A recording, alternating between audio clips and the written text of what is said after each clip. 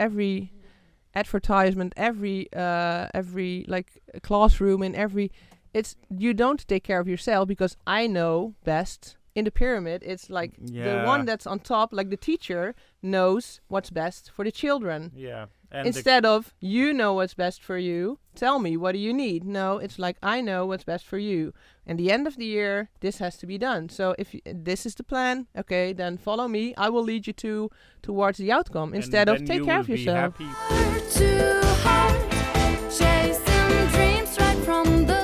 Welcome to Exploring Happiness, where we talk about alternative living, money, freedom, and happiness, of course. And today we have a familiar face that you saw last week, if you pay attention, which I know you all do.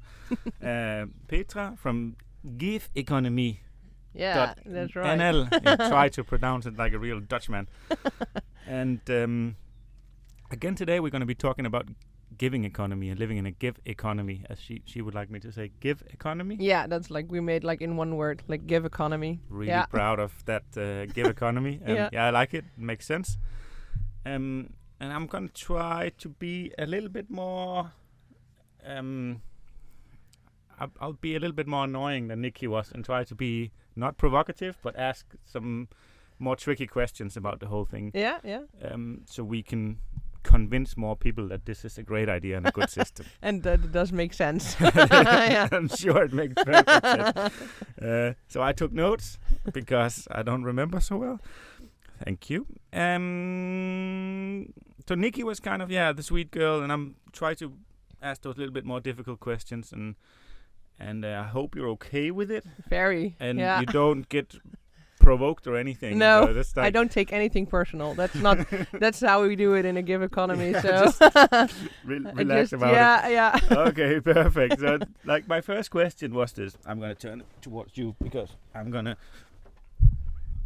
look at you. So, in a perfect world, in a perfect system, where give economy has taken over the world completely, and everyone is just peace, love, and happiness, singing Kumbaya around the fire and having a well good time. How does that function in practice? Like, how does it work now that everyone has enough? Well, we believe in a give economy. There is that there is abundance already. So I mean, for instance, we've been asked the question how does it work when the capitalistic system would collapse? Then there wouldn't be enough for everyone. But I mean, there would still be the same amount of houses. There would still be the same amount of cars or anything. So if that would change, then we could still use it. It's only that we, in a give economy, it would we would organize it like in a totally different way. So it in a far more like natural way. So like in a perfect world, in a give economy, there would be the abundance that there already is, but instead of and it would be everyone would be aware of that abundance. So now there is abundance, but almost no one feels the abundance because everyone is doing like keeping it to themselves. They're trying to accumulate. Yeah, so everyone is like doing like this, like like keeping it to themselves. And in the give economy, you would just share because you feel good about yourself. You feel like there's enough for everyone.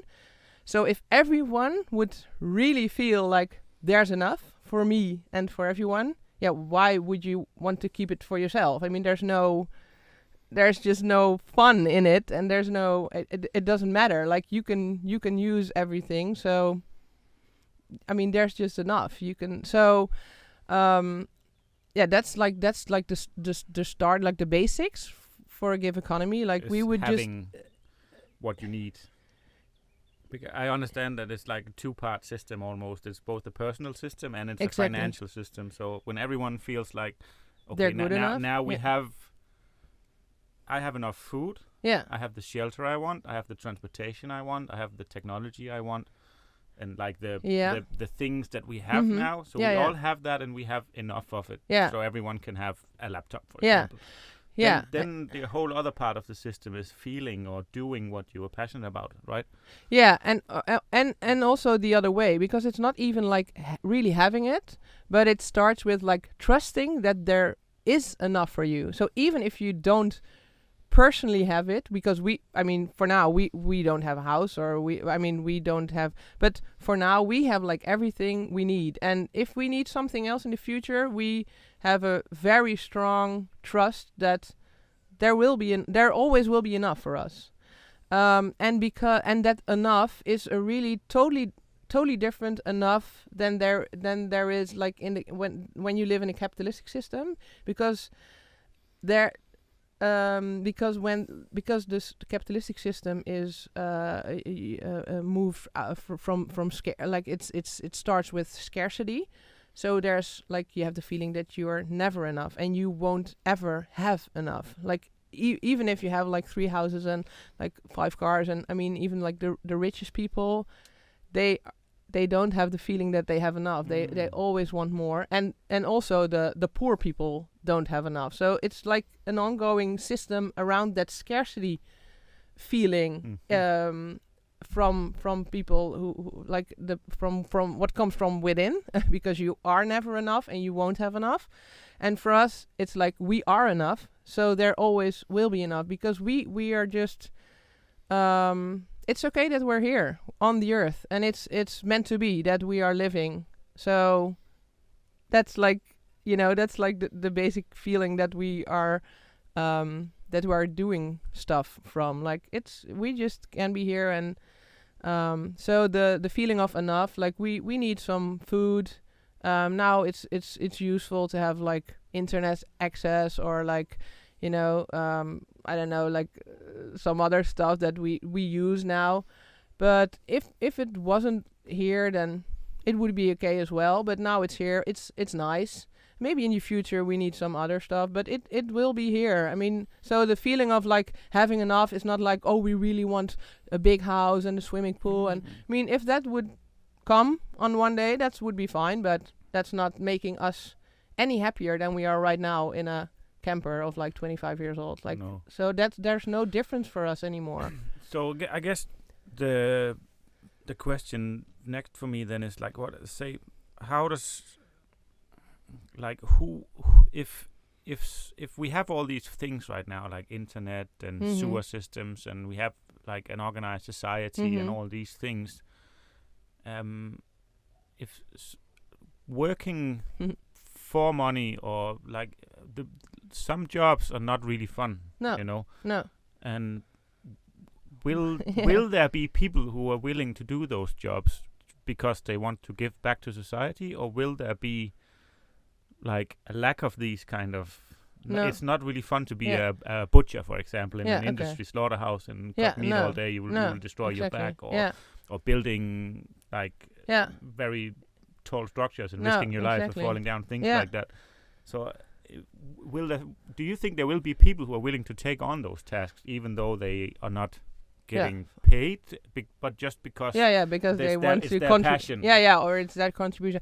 Well, there are like two sides on it. Like some things will just, when people don't want to do it in a gig economy, then some things would just disappear, I think. Like working in a slaughterhouse, I don't know if that's really anyone's passions, like to kill animals. I did it for 3 years. It's not fun, but so, it paid for. Yeah, exactly. But if you're not getting paid for it, then I maybe that will just disappear. So that means that we won't eat meat, or we have our own animals at home. Exactly. We won't eat meat, or we have our own animals at home, or exactly. So other solutions. And the fun thing is about that is that the solutions will always be more sustainable. Like it will always be more not from the scarcity, but from the abundance. Driven, exactly. So it will be from the heart and not from the head with the money. That's super interesting. Actually, yeah, it is. If you think about like the things that will disappear, the things that will replace them or will come instead of them would actually be naturally sustainable solutions, because people would want to because part of it. Exactly, and it feels okay instead of it feels really bad, but I'm getting paid for it. Yeah. And the other thing about that is that there are some stuff that maybe needs to be done, like picking up garbage, being a garbage guy. That's a question we get a lot, like who will go on a truck and pick up like the garbage. That's not a fun job to do. And that is like the other side of that story is like that has to happen, but it will be a totally different way. So there will be less garbage because there wouldn't be the same production of plastics and of all these things. So you could compost most things, and so there will be less garbage, and the garbage that and because in a Giveconomy there would be more like local. You would be more like local groups and doing stuff really together. So and there would be like the question like, okay, you would live sustainable. So what do we do with the garbage? So maybe I can imagine that people are passionate about garbage, like how to make it. There are people who are very passionate about like so old plastic bottles and make bricks and exactly. So the plastics and the stuff that are there. There will be like a totally different look on garbage, and then you can be passionate about it again. And the third thing is like, if I would live like in a community with like 100 people, I would say, and there's not so much garbage, or the garbage that I am going to pick is being reused, or someone is passionate about it, I don't really mind picking up the garbage. I mean, so it also changes like the job. Like, is it really that dirty, or is it really like? I suppose if I keep my community clean, I do it now. I take a bag and I will pick up some garbage, and I don't even know the people who like put away the garbage. Yeah. But I mean, in a Giveconomy, you would never throw garbage in nature, of course. I mean, that's like a stupid thing to do. So you would put it in like a bin, and well, then I wouldn't mind if I would go. It would be my job for once in 2 weeks. I should pick up the bags, and But voluntarily, because you wanted to, and because I will contribute, and it's not like a super stinky mess or whatever, because everyone is like, Yeah, it's never gonna be old paper, old fish packs or something, exactly. because that would not exist even. Exactly. It wouldn't exist, or it would be used in a different way, or it would be, So that's like. It's a really good example, really good question on. It's super interesting because it's not that I am super pro Giveconomy or super anti, but I think lots of this spiritual hippie, community that we kind of are part of when we live this van life thing, they all kind of have that same idea of how it could be, but no one has put the same kind of stamp on it and called it something and made it into a function and like kind of a project. I don't know. I don't even know. A system. Because I'm a little bit mind blown by that. I never thought of it that far. That of course there won't be the same need for garbage men, because there wouldn't be the same type of garbage, because the production of weird things would stop, because the production that happens solely because of scarcity would disappear really fast. Exactly. And that would disappear. It would disappear totally. Wow. And that's like, cool. It is. Yeah, we've thought it through. Like, you didn't just no. Yesterday morning, I wrote a philosophy.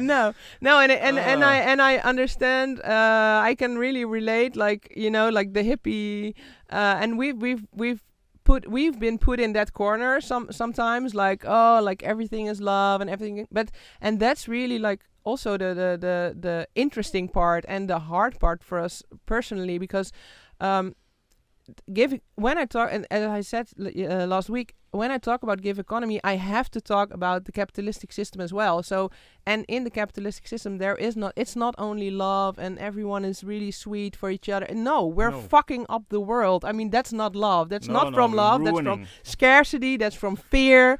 That's from, that's from all the blackness that is in people. And we really strongly believe that everyone is born in love. Like everyone has light in itself, but then when you go into that capitalistic system, then the other part is really strongly coming up.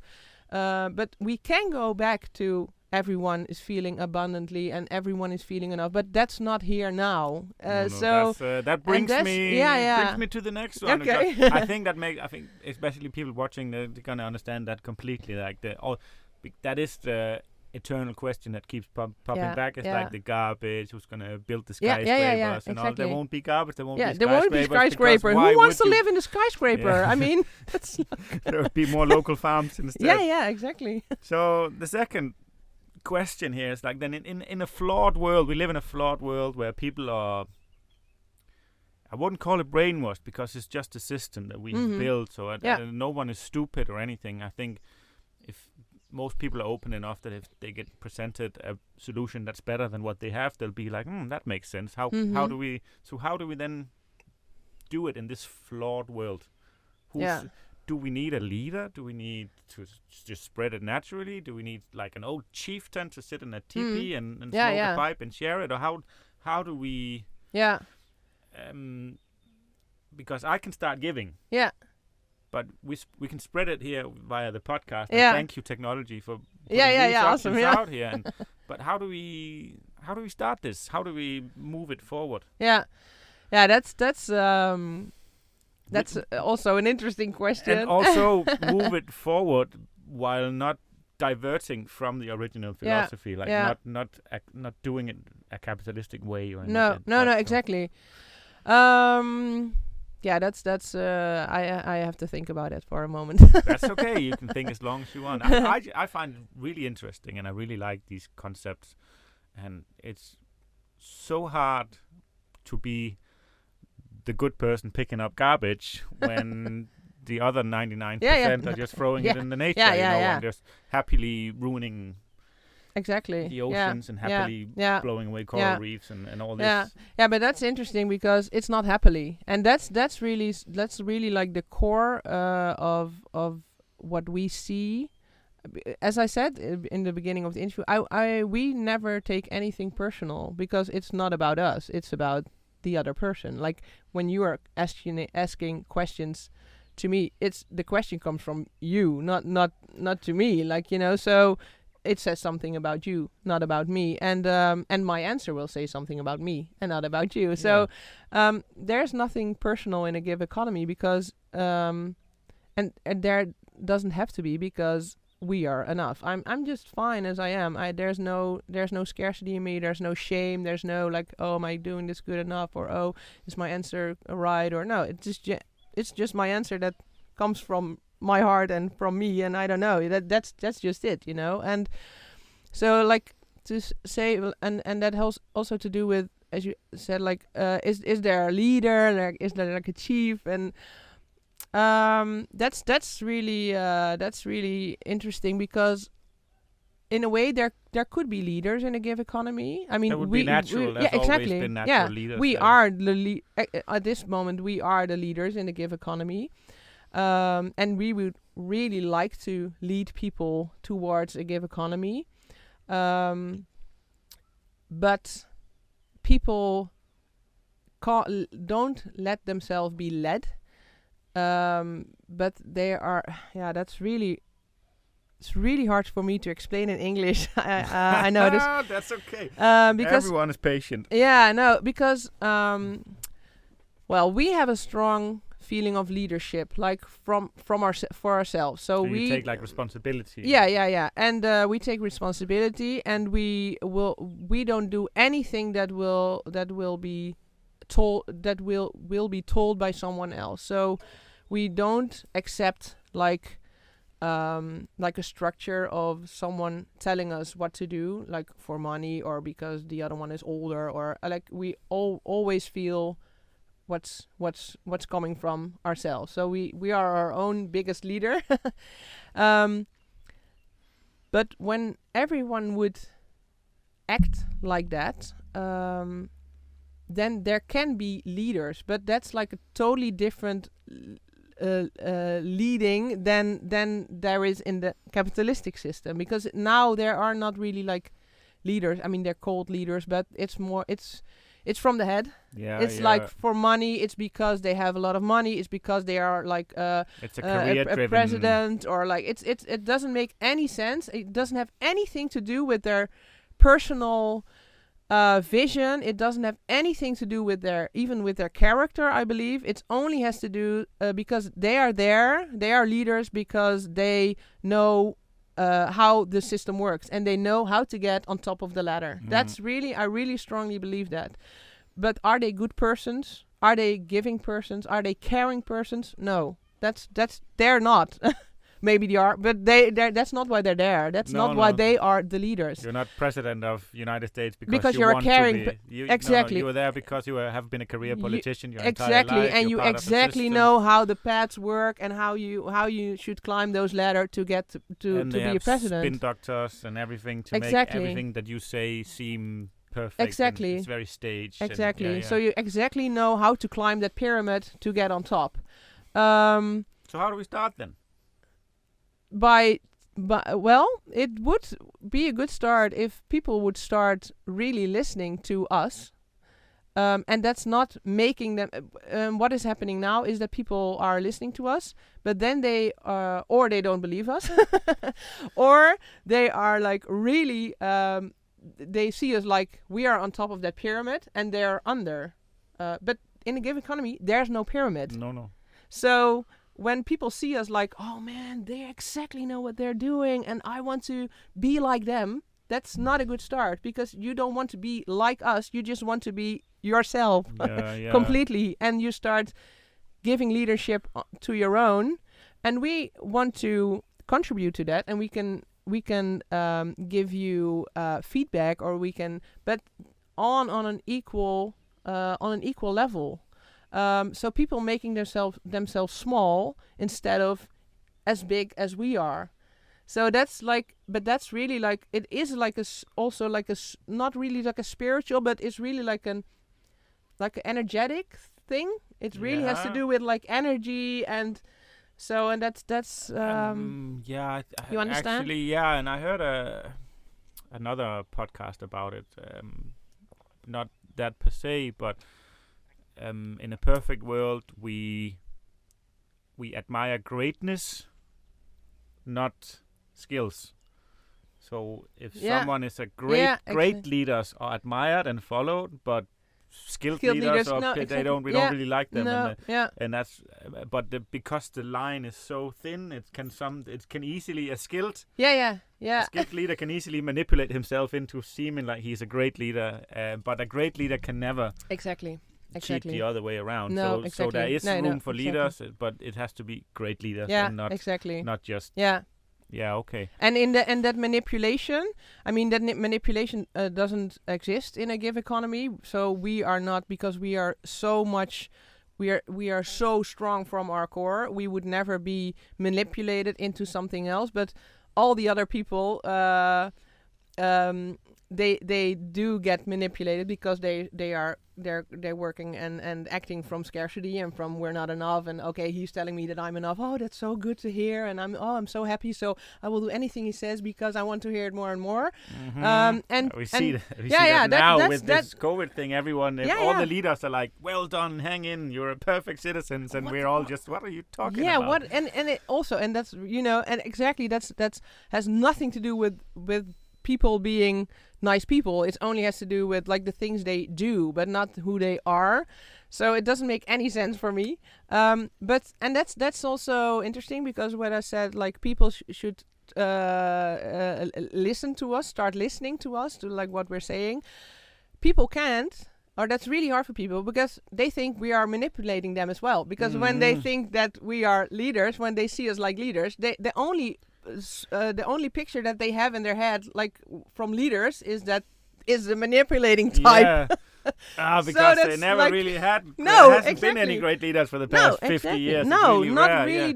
Not really leaders that really act from the heart and from like greatness and from abundance. So that's interesting. So that's also I really feel it's a really great question, because it's also shows how hard it is for us. Like, not, I mean, we are living in a give economy and we can't do it any other way. So it's not like we're sad people or anything, but it is really hard because we so want to.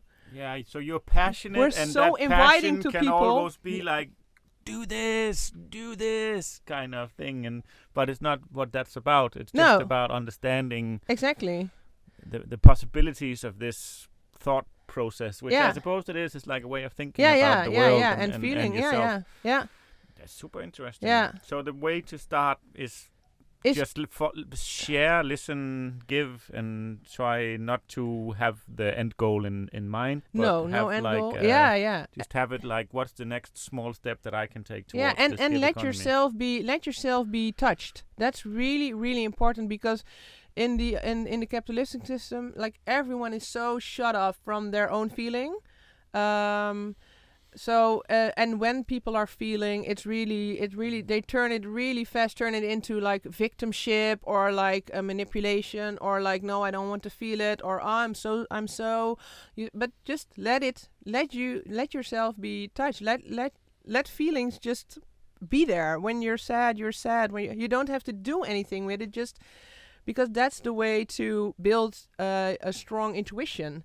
That starts from feeling what you feel, and don't do anything with it. And that's really a good starting point. What do I feel? And that's what I said last week with in the interview. Like, like why am I doing this? Or whoa, this is really like overwhelming me. This situation.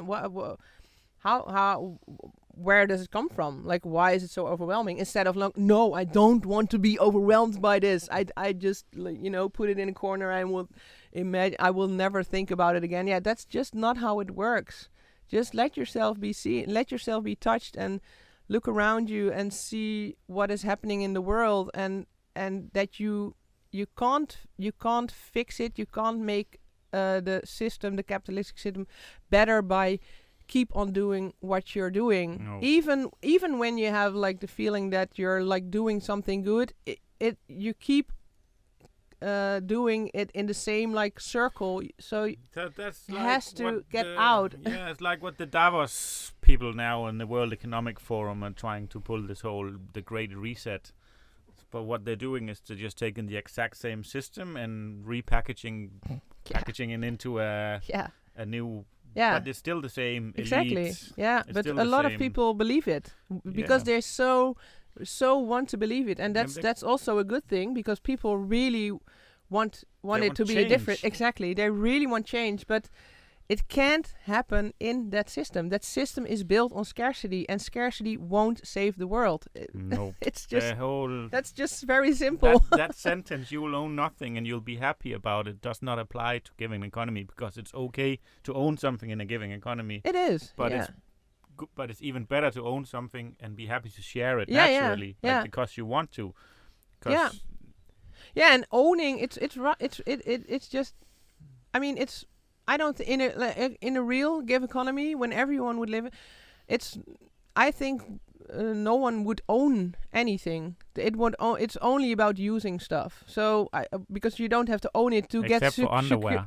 Yeah, maybe. Maybe, okay, that's a good one. But it's not about owning, but because when you are feeling abundant and everyone is connected and feeling the same, then there's no one who will take it from you. So there's no use in owning anything, because you just can use it and as long as you want. Because I mean, it doesn't have to be your own to. But I understand. But what I mean is, there's nothing wrong with having anything. No, exactly. No. I It's just also use my capitalistic words for, so exactly. people maybe have a better. It's not that you can't have a car in a giving economy. No. It's just that you probably be happy to share it with someone. Yeah, and it's more like there is a car. It's not like I have a car, but I'm using a car. There's a car, and I'm using it now. And when I'm not using it, it still is there, and someone else is using it probably. I mean, it's the exact same sales point that the Davos people are trying to implement. Like, you will own nothing, you'll be happy with it. But some in their version, I'm looking at the unicorn. Someone will own it, and it'll be them. Yep. Not the and world. They will make money out of it. They will squeeze you thin and make you make you have absolutely nothing. Yeah. And they will keep slaughtering animals in big slaughterhouses. They will keep ruining us with plastics and everything. So please, don't. Giving economy, not Great Reset. No. That's no, and trust your gut feeling in that, because you can hear the difference. You can feel the difference in what we are saying and what they are saying, but you only can feel it. It's not, you can't hear it when you only listen with your head. I mean, then it really sounds the same. Listen with your you only can feel brain, it. Exactly. You only feel it in your core. And I mean, that's also, it's funny because we sometimes when we tell about give economies, people say like, "Oh, you're communists." No, but no, it's not from like on top. No one can't own anything. No, it's just you don't have to. You don't want to own, and you don't have to own anything to just use it. But it comes from people and not from one guy who because saying that's where you distinguish anything. the communism. Is like that in the communism there's still a state. Yeah, exactly. There's still an owner. Yeah, exactly. It's just someone who was elected by the people to be the owner. Yeah, exactly. Which is still wrong. Yeah, and it doesn't make any sense. I mean, the democracy is like such a stupid thing. It's I mean, an old school system, and it doesn't really work. No. I mean, we move on. Okay. Great, because we can sit here and shit on society for days. Yeah. And sometimes that's, that's not healthy. Sometimes it's good to do a little bit.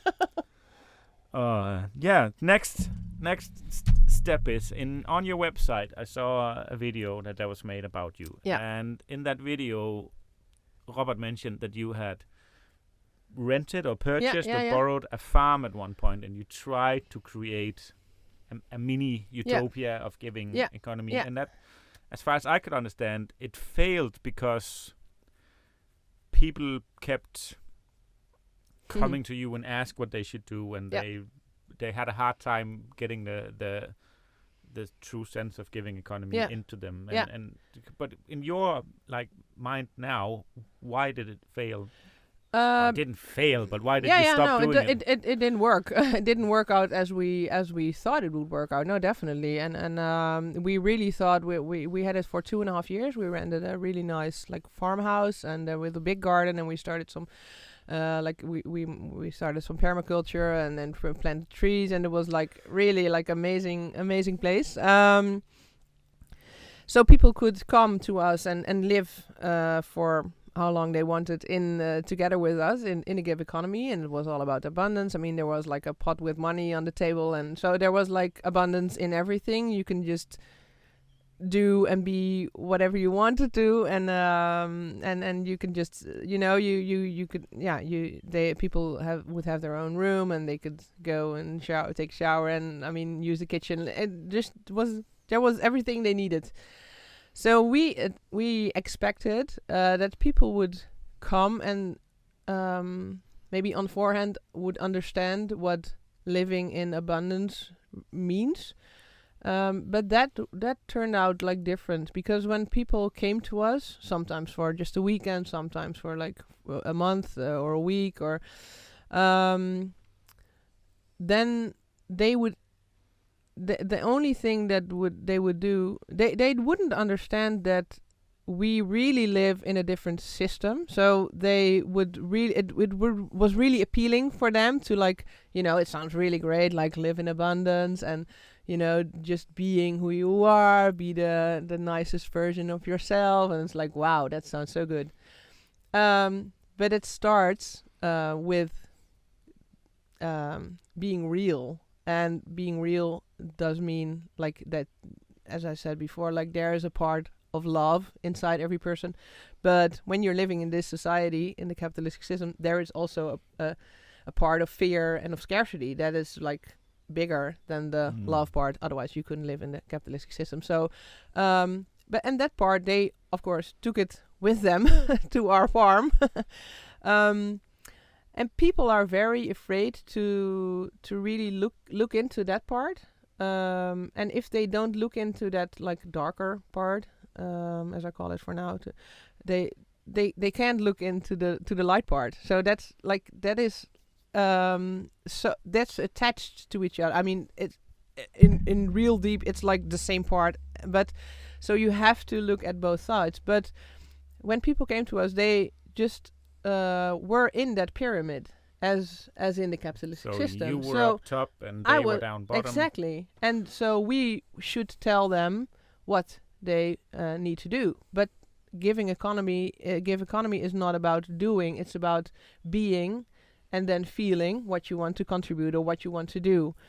So we try to help people go to the level of being instead of doing, because when you keep on doing, you can't go to the being. So we try to let people feel comfortable about just being there and don't have to contribute anything if they don't want. I mean, for us, but that's really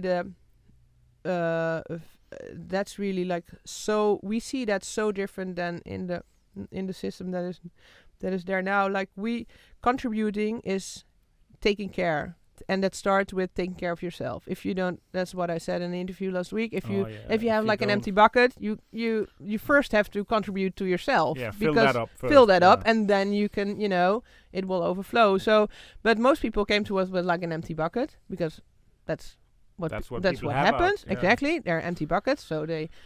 And they, normally they will try to fill it up, but there's like a hole in the bucket, so it won't. So they will never be enough. That's how it works. They are never enough. So with us, we fix like the hole in the bucket. So and then they can start filling it up. But that feels so uncomfortable to take care of yourself first, especially when you're in someone else's house. Also so like that's not happening. So people can't take care of themselves first. So they not even want, but they had to keep on doing stuff. So it was like really annoying at some places. Like they would just take over the kitchen, like and started like cleaning it, or like totally reorganizing it, or what. Like, why are you doing this? Yeah, but whoa, wait, what are you doing? Like. It was fine like it was. Start taking care of yourself first. Like, what do you really need, instead of like organizing the kitchen? What do you need? Actually, I need some rest, or I would love to go for a walk for 2 days, or but I mean, then I'm not useful for you.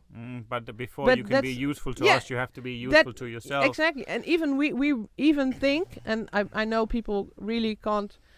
It's hard to believe, but for us, it's like that is useful for us and for the world. Taking care of yourself. So even when it means that you have to lie in a hammock for like a month at our place, that's fine. I mean, who are we to say no? That's not contributing to the world. I mean, if that's what your body says and what your mind says is needed, then that's needed. So then that's abundance. That's Giveconomy. So maybe what you needed at the land that you didn't have was like some relaxed guru type that can kind of just help, that's really good at seeing that in people and grabbing them and having a short conversation. But that's Robert is the guru type. Yeah, and then you go in and you have a talk about it. And but people I think maybe that's something that's really needed here in the beginning of this transition into a new system, is lots of gurus, even though guru is a bad word, but lots of people who are really good at seeing other people and helping them understand. No, people don't want to understand. That's the problem. It starts with the other person. It doesn't start with like the guru. It starts with the other person that is seeing that, and then being brave enough to take advice from someone. And that's maybe also a place where I think that leaders in some sense is a very necessary thing. Like some people who are naturally great. And someone who's good at coming up with a plan or an idea. But still open enough to take advice if someone says maybe this is a better idea. And they say, oh, interesting, and then you can have a talk about it. But you had the farm had a plan when people came and stayed, or was there like, if you want to work on the garden, this would be a great task to do, or was there nothing like that? There was enough to do. I mean, there was enough to do. Yeah, sure. There, like every day there was like people could contribute, but that was not that was not the plan for the people, because people didn't need that plan. They needed to take care of themselves first, and they just are so scared because that's really something that is really unlearned. Like, the capitalistic system is telling you every day not to take care of yourself. It's not even that it's not even that you, when you do, then it's okay. No, every advertisement, every like classroom, and you don't take care of yourself because I know best. In the pyramid, it's like the one that's on top, like the teacher knows what's best for the children. Yeah. And instead of, you know what's best for you, tell me, what do you need? No, it's like, I know what's best for you. And the end of the year, this has to be done. So if this is the plan, okay, then follow me. I will lead you towards the outcome, instead of take care of yourself.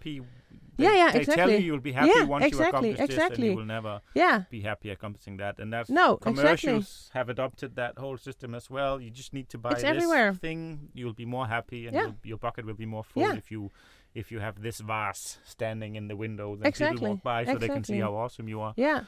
And you will feel good when you work the whole day in our garden, and you will feel so good about it because we will be so happy with you. And no, we won't be happy if that's not what you needed to do. Then we can't be happy for you because you still have an empty bucket. We only can be happy for you when you have like filled up your bucket. That's the real, and that's so hard for people. So if we narrow that question down into like one sentence, like, why did the farm not function? Because people don't trust us. People don't trust enough. No, they don't trust us, and they don't trust themselves. And that, I mean, that's the same in a sense. But they think that if they really would lie in that hammock for a month, that they couldn't be there. That eventually we will tell them, go away, or okay, but you lie down in a hammock, but now you have to pay us €300 because you didn't do anything in the garden. Come on, I mean, that's not how it works. So they didn't trust you enough that the system will. It will autocorrect if it takes on long enough. The scarcity is like, it always has to go two ways, and for us that's not. It only goes one way into the direction of abundance. It's super interesting subject. Yeah. And I kind of just touched on it, but is there a place for leaders and presidents and democratic systems and all these presidents and what have we in the system, in a giving economy? Will there be borders? Will there be countries? No. Will there be? And then I really like that question. Yeah, that's so funny. Really I mean, like, borders is such a crazy concept. I think the most important question here, or the most important part, will there be room? Will there be a place for religion? No, definitely not. And no, because religion is also a pyramid. So it's. What do we say then if someone? There will be room for God, right? Yeah, and there will be room for faith, but there will be no room for religion. Organized religion is that's it's also the root of all problems almost.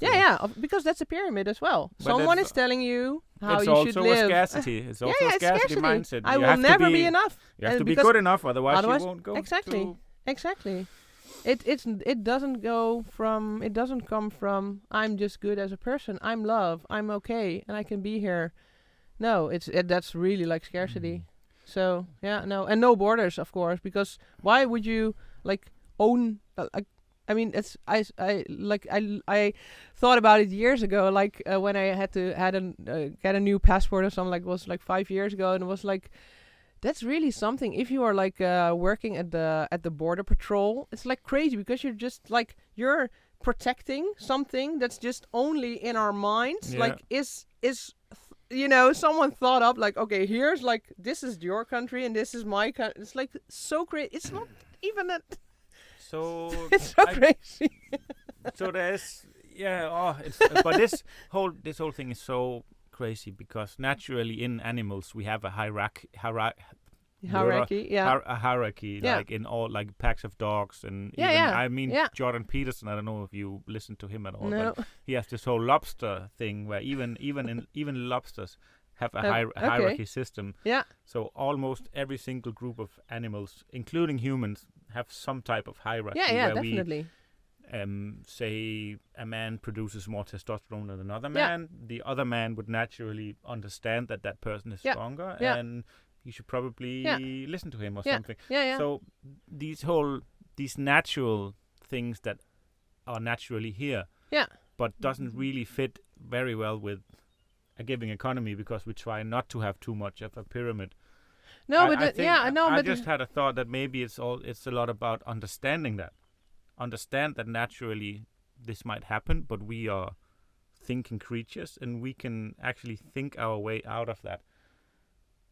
I don't understand you. So we have a natural way of looking up to greatness and skills. Yeah. So, and people are flawed somehow. We are all. Yeah. There will at one point come there's a fly on the camera. It's fantastic. Go away. No, that's hierarchy. Hierarchy. So but there are these natural things that are here not because someone is trying to manipulate or create scarcity, but they are here because we are animals and we are flawed in its nature. Yeah. And some of that might not fit in super well with giving economy, because it will create. No, it doesn't. Things. No, So- it does. so- It does fit in well, because Giveconomy is nature. I mean, we don't think, like, we only act from our gut feeling. So I mean, there is in our family there's a hierarchy. So that's really such a tricky hierarchy. Hierarchy. Yeah. Because we are the parents and our children are children. I mean, that's just the way things are. I mean,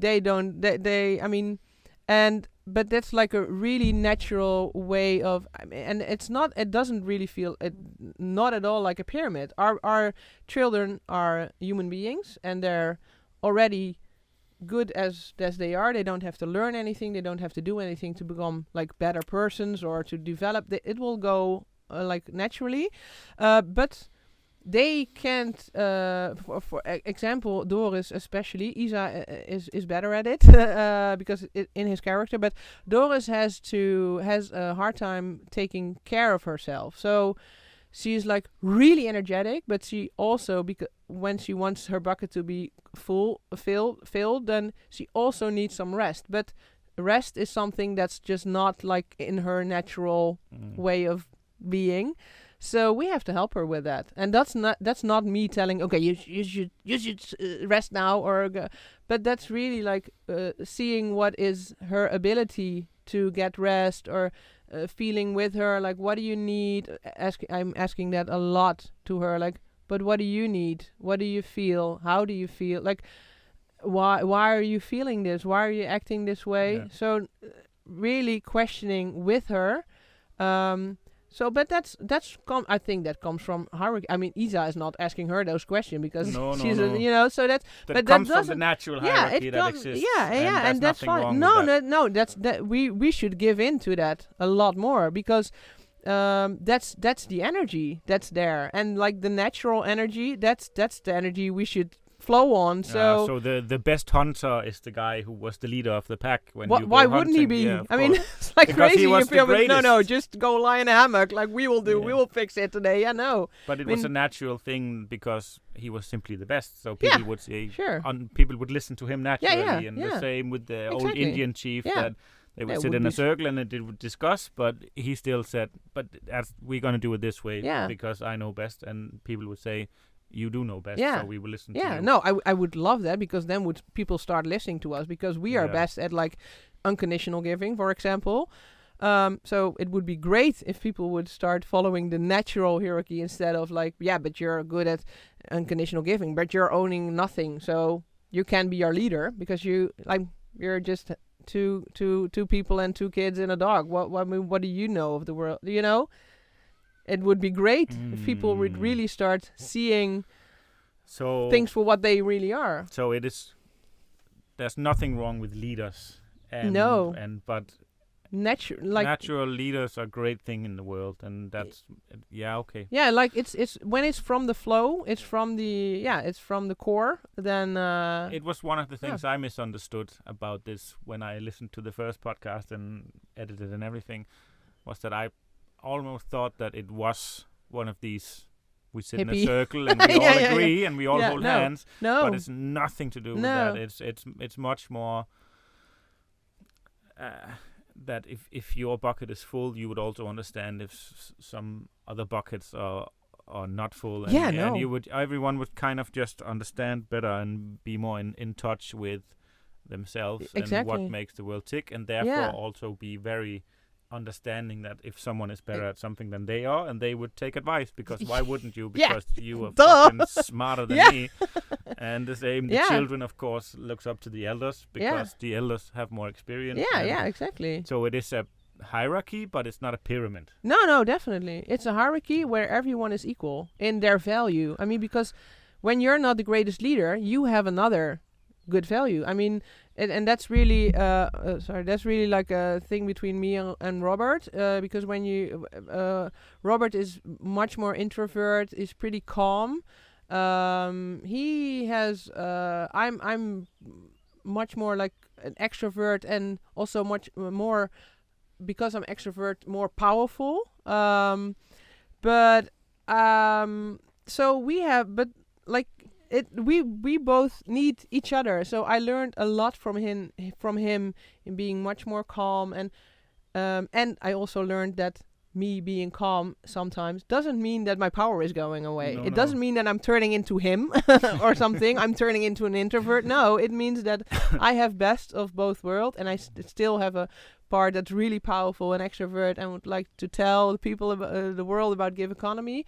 But he has a really good vision, and he has he's like the guru kind of type, but he isn't seen in any way like for what he is, because I mean, he should be like it's even told once or twice to him, like, you should be a man. Come on, I have a book for you that you can read to become like a real man. Like, he is a real man, but he's just unique person. He's just Robert. He's unique, and I think everyone is that unique, but only you don't see it in people because they're so how do you say it, like, we're all very converting to what they should be. So like the uniqueness goes away, and that's just give into who you really are, and then you can give into who other people really are, and then there would be like a perfect balance, because everyone has value in who they are.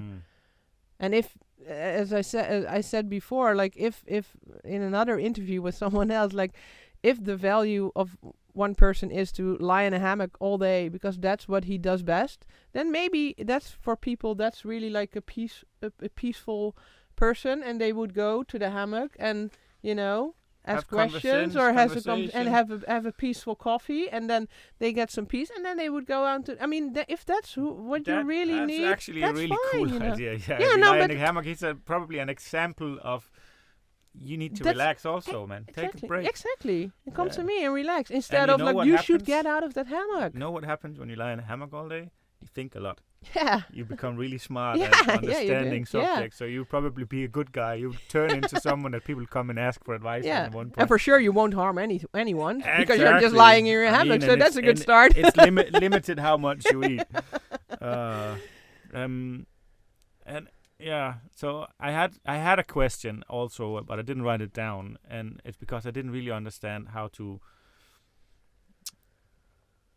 But I think I found out the answer myself to that question. Cool. So, but I'll ask you the question and then I'll answer it. Yeah. Cool.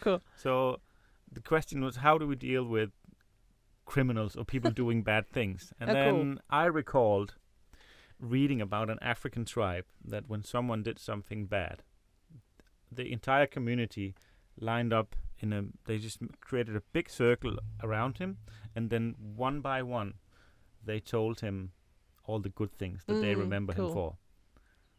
And then the person in the middle, after 50 people telling him how great a person he actually is, it would break down crying completely and be, and they would forgive him unconditionally right away, no matter how bad the thing he did, even if he killed someone. Yeah.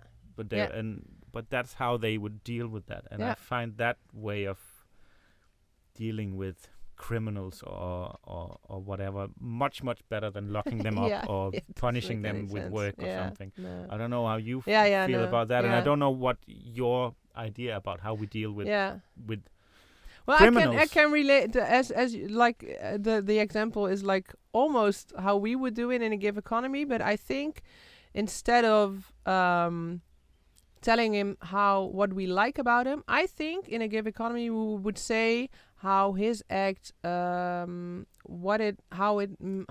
we feel about it. So there's not only room for love and for like the good things that he is, but there's also room for like if someone was really, how you say it, like touched, but in a negative way. I don't know then there should also be room for that. Like but it really like hurt my feelings that you killed my mom, for instance. Like but from the connection, like everything is just. How do you say that? Not everything is okay in a Giveconomy, but everything like everything can be forgiven. Everything is forgiving. There's no guilt in Giveconomy. So people only act from pain. So there's no. We see like the bad things that people do are coming from pain, or a collective pain, or a personal pain, and they want to get rid of that pain. So they do bad things, like they take drugs, or they kill someone because the person has to get out of the way, but it's all from pain and fear and like the dark side. So there's guilt doesn't exist. Telling because when you're telling someone, and that's funny because we do that often. We just tell someone how we feel, and then the other one is hearing that we are saying you're a bad person, but that's not what we do. We just I will just say what it did to me, how it touched me, or how it. I like both. I like both ways of doing it. Definitely. Really. And then afterward we would say how much we love him because and how he's still welcome even when he did that. He's fine. He's fine. We should take care. We should have. Taking better care of him as a community, because otherwise his bucket will be full, and you will never kill someone when you have a full bucket. So it's also it's also about the community, and that's not about guilt as well. It's not we did something wrong, we failed him. No, it's just okay. He definitely needs something else, and then we're gonna find out all together what he needs and how he can move on and learn from it. Yeah, definitely. Yeah, nice answer. Yeah. But so because you're getting for me to start the feeling of a Giveconomy already. Yeah. Cool. So, what are like the other misconceptions? You don't have to talk about what you did last time, but like, what are these other things that people always misunderstand about this? And maybe we already touched on almost all of it. Yeah. And you did some with Niki, but there might be. Let me just reformulate. Like. The floor is yours. What else? What else do you want to tell people about this? And convince us even more. I'm convinced, guys. I'm convinced. Let's give more. Yeah. But what do you say to people now? Yeah, it's I really think that's. Come on. Yeah. Yeah, it's funny because when I say you say like convince them, I'm like I can't. I just can't. I just can't live my life and be the example, and that's really.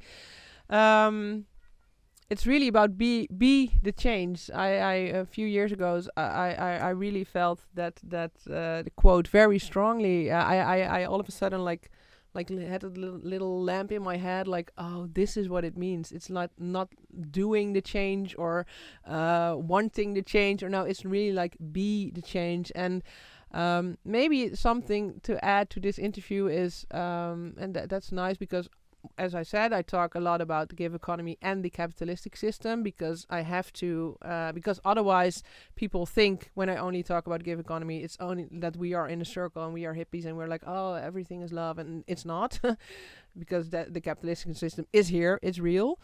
But stop fighting the system. Like, just go the other way. Just start doing what you feel that is good for you and good for the world. That's the same. Like, whatever you do is, when your bucket is full, that's the best for the world. That's the best for the earth. Then you don't need like anything from the outside to keep that bucket full.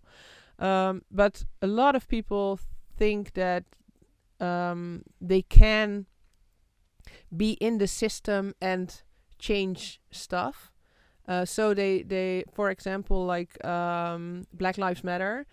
There are also people who are like they're fighting the system, but that means that they're fighting themselves, because they shouldn't fight. They just why they so in a way their message is like they so strongly believe in the system that is the only thing there is. So they have to change that system, because there's nothing else beside that system, and that's not true. So, and that's really a convention in people's heads. That's right, like really hard, because it's like it feels like water.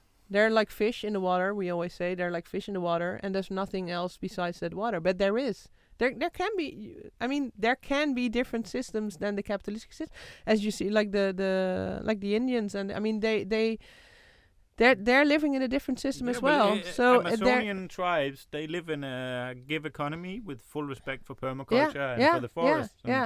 And they have done for thousands of years. And they will keep doing that if we don't chop down all the forests. Yeah, exactly. You know, so so that's really a big message. Like, stop fighting against the system, because then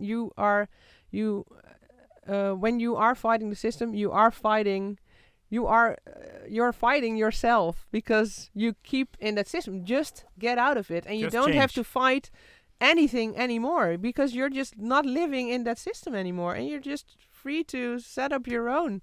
But I mean, and that's in a practical way. That's of course that's hard, and you should do it step by step. But stopping to fight is a really good one, and because then you have the energy to create something new instead of fighting. You're just creating something new. Awesome. So yeah. I think perfect podcast. Let's do another one soon. Because this is a really good. This is good stuff. It is. Solid stuff. It is good. I suppose we say bye to people, and if they want to watch the movie that I watched with the farm, they go to Giveconomy.nl. Yes. And if I think I wrote it in the email, the address in the video description already. Okay. And anyone you want to recommend them watch, any YouTube video you think they should watch, anything that like something that helped you? Well, we sometimes we get we read some books from Charles Eisenstein. He's more about gift economy. That's a bit different. That's more about gifting, that you feel like everything is a gift. But he relates to Giveconomy, so that he has a couple of movies on YouTube you can watch there. Charles Eisenstein. He's an American, and he's Sacred Economics. That's his most famous video on YouTube. So, and that's pretty interesting stuff as well. So go on and watch that. Yeah, people. Check it out. Well, then we say bye to people. Okay. And thanks for tuning in. And thanks for the thumbs up whoever gave us that. And I know we post this at a terrible time because people are working or whatever they're doing, but it's it suits us the best. So bye for now, and talk. And see you all again soon. Okay. Bye. Bye.